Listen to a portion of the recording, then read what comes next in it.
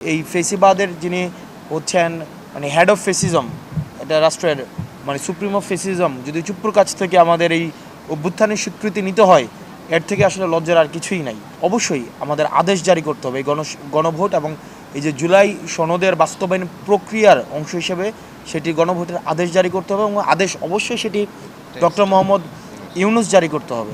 সংগঠনকে সুসংহত করার জন্য আমাদের সংগঠনকে দুই ভাগে, এনসিপি দুই ভাগে সাংগঠনিক কার্যক্রম পরিচালনা করে উত্তরাঞ্চল এবং দক্ষিণাঞ্চল, এবং উত্তরাঞ্চলের ইতিমধ্যে শেষ হয়ে গিয়েছে সাংগঠনিক সফর, আর দক্ষিণাঞ্চলে আমার আজকে বরিশাল শেষ হবে। আজকে 6টা যেই জেলা, 6টা জেলা আমরা প্রত্যেকটাতে গিয়েছি এবং আমরা জানেন আমাদের নিবন্ধনকে লক্ষ্য করে আমরা আমাদের একটা কমিটি দিয়েছিলাম, সমন্বয়ক কমিটি, এবং এই কমিটিটা এখন আমরা কনভার্ট করবো আহ্বায়ক কমিটিতে। কি বুঝলেন ভাই? অনলি যেটাই চাই। এবং এই আহ্বায়ক কমিটিকে সামনে রেখেই হচ্ছে মূলত আমাদের এই সাংগঠনিক সফর। আমরা 5টি জেলাতে গিয়েছি, ভোলা, বরগুনা, ঝালকাঠি, পিরোজপুর এবং পটুয়াখালী, এবং 6 নম্বর জেলা হচ্ছে বরিশাল। সাংগঠনিকভাবে আমরা সন্তোষজনক, কিছু কিছু জায়গায় আমাদের সাংগঠনিক সীমাবদ্ধতা রয়েছে, আমরা সেগুলো কাটিয়ে ওঠার চেষ্টা করছি এবং সীমাবদ্ধতা অনুযায়ী কী কী পদক্ষেপ নেওয়া প্রয়োজন আমরা পরামর্শ দিয়ে এসেছি এবং আমাদের নেতাকর্মীর সাথে আমরা খোলামেলা আলোচনা করেছি। তাদের যে প্রত্যাশা, তাদের প্রাপ্তি, সেটার মধ্যে যে আনুপাতিক দূরত্ব, সেটাকে কীভাবে গুছিয়ে নিয়ে আসা যায় সেটা নিয়ে আমরা কথা বলেছি, আলোচনা করেছি। তাদের থেকেও আমরা পরামর্শ নিয়েছি। সেই অনুযায়ী হচ্ছে আমাদের কর্মসূচি নির্ধারণ, আমাদের সাংগঠনিক নীতি নির্ধারণ আমরা করব।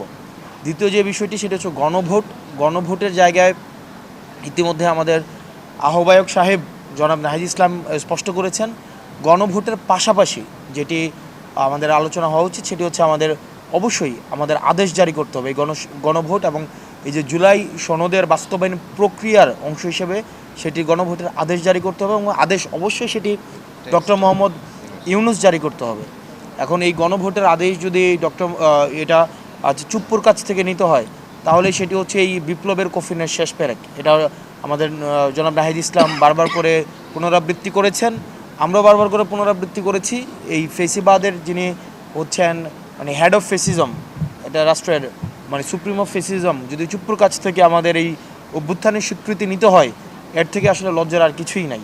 তো এটা হচ্ছে এবং যারা গণতান্ত্রিক উত্তরণের পথের দিকে যাচ্ছে, যারা গণতান্ত্রিক উত্তরণ চাচ্ছে, দীর্ঘদিন ফেসিবাদী লড়াই সংগ্রামে করে গিয়েছে, নিজের নেতাকর্মীর জীবন উৎসর্গ করেছে, রাজপথে রক্ত দিয়েছে, আসলে তাদের এসে নৈতিক একটা এবং অভ্যুত্থানের জায়গা থেকে আসলে এটা কতটা নৈতিক যে ফেসিস্টের রূপকার থেকে গণতান্ত্রিক উত্তরণের সনদ নিতে যাচ্ছে, মানে এটা আসলে কতটা প্রাসঙ্গিক এটা তারা বিবেচনা করবেন। কিন্তু আমরা আমাদের জায়গা থেকে এই বিষয়ে অনড় অবস্থান আমরা পুনর্ব্যক্ত করছি। আমাদের আদেশ জারি করতে হবে, অর্ডার জারি করতে হবে, কোনো অধ্যাদেশ নয়, কোনো প্রজ্ঞাপন নয়, এবং সেটি অবশ্যই ডক্টর মোহাম্মদ ইউনূস জারি করবেন। এখন ডক্টর মোহাম্মদ ইউনূস জারি করবেন এই অভ্যুত্থান পরবর্তীতে এই গভর্নমেন্ট যে ম্যান্ডেটে গঠিত হয়েছে, যে ম্যান্ডেটের কারণে এই গভর্নমেন্ট নির্বাচন আয়োজন করবেন, যে ম্যান্ডেট সেই ঠিক একই ম্যান্ডেটের কারণেই কিন্তু আপনার অর্ডার দিবেন। এবং তৃতীয় যে বিষয়টি সেটা হচ্ছে যে 300 আসনে অবশ্যই আমরা 300 আসনেই আমরা হচ্ছে আমাদের সাংগঠনিক বিস্তার, আমাদের সাংগঠনিক পরিকল্পনা এবং সেই ভিত্তিতে হচ্ছে আমরা নীতি নির্ধারণ করছি, আমরা পলিসি ফর্ম করছি, যাতে করে হচ্ছে আমরা 300 আসনে আমাদের সাংগঠনিক বিস্তার, একই সাথে সাথে আমরা যেই নির্বাচনকে সামনে রেখে যেন আমরা 300 আসনে আমরা সুসংহত হতে পারি।